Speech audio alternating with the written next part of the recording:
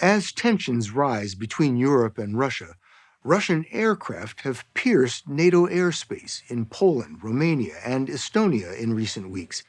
And in the Baltic Sea, another incident has raised the stakes even higher.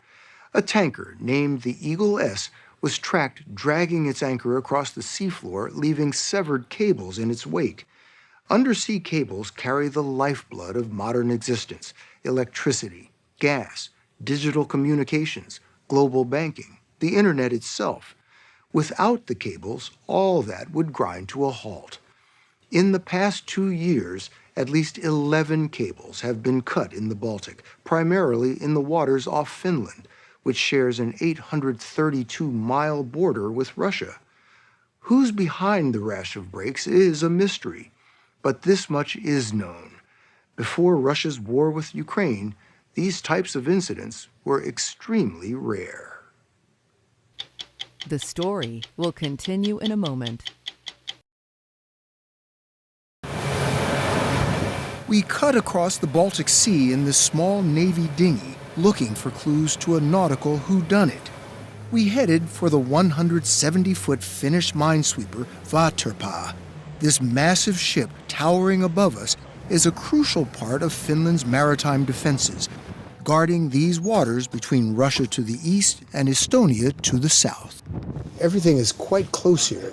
You've got Estonia, you've got Yes. Russia, you've got Finland, you've got Sweden, all come together right in this area. Chief of Staff of the Finnish Navy, Toni Joutsia, told us the ship uses remote vehicles to monitor undersea cables in the Gulf of Finland, a narrow, shallow stretch of the Baltic crowded with thousands of vessels, many of them carrying Russian oil and gas to India and China through Finnish waters day and night. We know what's happening in the Gulf of Finland all times. That's a lot to keep an eye on. That's true. For example, Russia, 40% approximately of their commercial traffic goes through the Baltic Sea. And a lot of that is the oil transport? Yes, definitely. It was one of those ships, the Eagle S, loaded with Russian gas headed to Egypt, that triggered a nationwide alarm in Finland on Christmas Day 2024. I remember it very clearly because I was here in my residence with my family, with my old father, spending Christmas Day. Prime Minister Petteri Orpo got an urgent call from Finland's border guard that shattered the holiday calm. I was told that we have problem with electricity cable between Finland and Estonia. A critical undersea electric cable, S-Link 2, had been severely damaged 50 miles off the Finnish coast.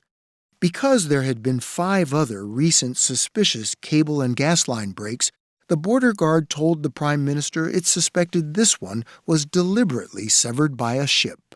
What did they say? They told me there is suspected ship named Eagle S in area, and they are on their way to the place, and they are ready to react. With the Eagle S near Finnish territorial waters, Prime Minister Orpo authorized the extraordinary step of moving to intercept the tanker. I made a phone call to the chief of the border guard, and I said to him, you can trust that you have my and my government's full support. Use all the tools you have. Finland called all hands on deck as the Coast Guard vessel Turva sped toward the Eagle S. Police and Finland's National Bureau of Investigation monitored from shore. We had the possibility to intervene and apprehend and secure the evidence.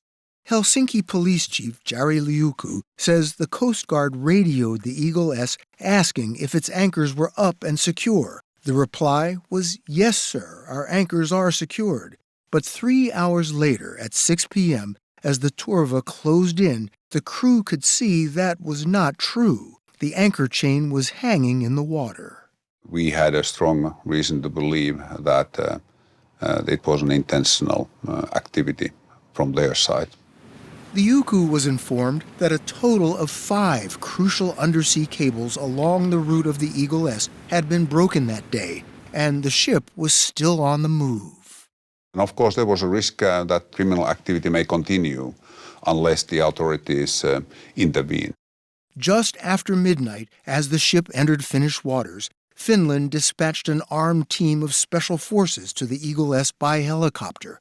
They dropped onto the vessel in the dark and seized control from about 24 crewmen from the countries of Georgia and India. The police and the border guard and the defense force were actually taking over the bridge. Is that unusual?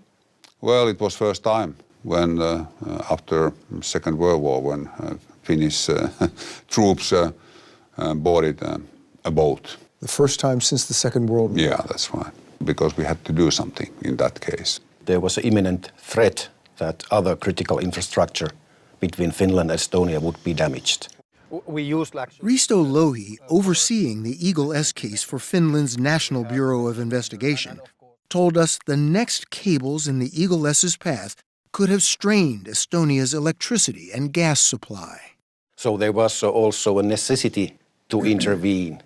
This is underwater video of the crime scene. Finnish investigators determined the Eagle S had raked its anchor across the sea bottom for more than 6 hours. When the ship was ordered to haul it up, the anchor was so battered it snapped off the chain. We found the anchor, and the track mark on the seabed started from the first damaged cable, and the track mark was continuous until the location when the vessel was stopped. Police handed their evidence to Finnish prosecutors, who charged the captain and the Eagle S's 2 senior officers with aggravated criminal mischief and interference with communications. They pleaded not guilty. The damaged cables cost $70 million to repair. The case is still underway. In court, the captain claimed the anchor had been dragged by accident. How far did they drag this anchor? Approximately 100 kilometers altogether. That's 66 miles before the Coast Guard cutter Turva confronted and ultimately stopped the Eagle S. Commander Mikko Samola told us the tanker's behavior raised serious alarm. There are fail-safe measures on the anchor to keep it from dropping accidentally, are there not? Certainly there are safety mechanisms. There are like 3 different safety mechanisms. Different safety mechanisms. The captain of the ship says that he didn't know that the anchor had been lowered and dragged for 66 miles. Is that believable? It's hard to believe, being a Coast Guard officer, certainly. A captain of the vessel must always know whether the anchor is hoisted or in the sea.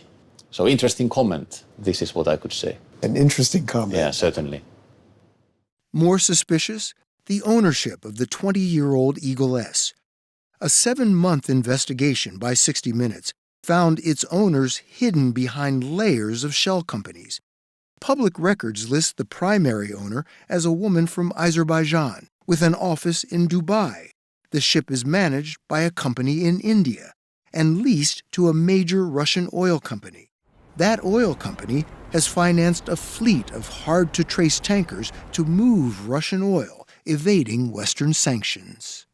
This phenomenon is be called Russian shadow fleet. Shadow fleet. Shadow fleet. It is pumping money to Putin's war machine. He's still making Yes, it is still profit off of Russian oil, Yes. even though the sanctions are in place. Yes. Prime Minister Orpo told us the Shadow Fleet's constant presence in the Baltic Sea is raising the temperature with Russia, barely 200 miles across the water. Do you consider Russia a threat? Of course, Russia is a threat. We can see what they have done against Ukraine. And also in Finland, we have seen many hybrid attacks. What do you mean by hybrid attacks? We have seen these incidents by Baltic Sea. We have seen sabotage in Europe. So we are not in the war, but we are under attack. You're not in war. No, we are not in war. But you're under attack. Because we are the target. Beyond recent Russian aircraft incursions into NATO airspace, EU officials have connected Russia to numerous attacks in Europe, fire bombings, assaults on rail and arms depots, explosive packages, and now the mystery of the Eagle S. This breaking of the undersea cables, this was not happening before the outbreak of war between Russia and Ukraine? No, we didn't have any this kind of incidents before Russian aggression against Ukraine, but after that we have had many.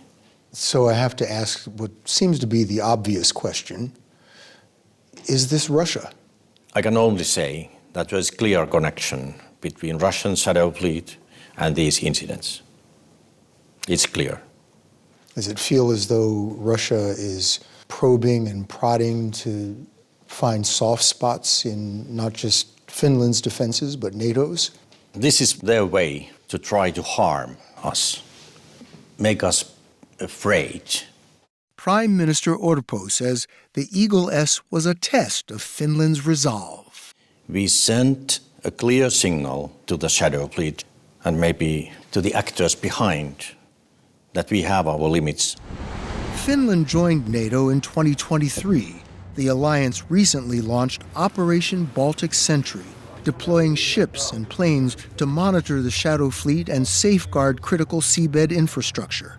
British Admiral Keith Blount, NATO's Deputy Supreme Allied Commander, told us the Eagle S incident was a provocation that demanded a response. We launched a response to try and deter, prevent similar incidents happening again in the Baltic. So it was kind of a triggering event for us. And of course, we haven't seen another incident since we established Baltic Sentry. What is the message that Baltic Sentry is sending? We're not going to be pushed around, interfered with. We're not going to be subject to illegal behaviours that either threaten the rule of law or worse, threaten the safety and security of our people. Because of its connection to the Shadow Fleet, the Eagle S was sanctioned by the EU, England, and Canada, restricting its access to ports. On the face of it, the incident seems to be a small thing. But when I see your reaction, when I see NATO's reaction, that Eagle S incident has turned out to be quite a big deal. Yes, it was a big deal. We have to react. And it was first time we react. We show that we are ready to defend our critical infrastructure, our property. And that's why it was turning point. We have a saying in the United States, enough is enough. Yes, enough is enough.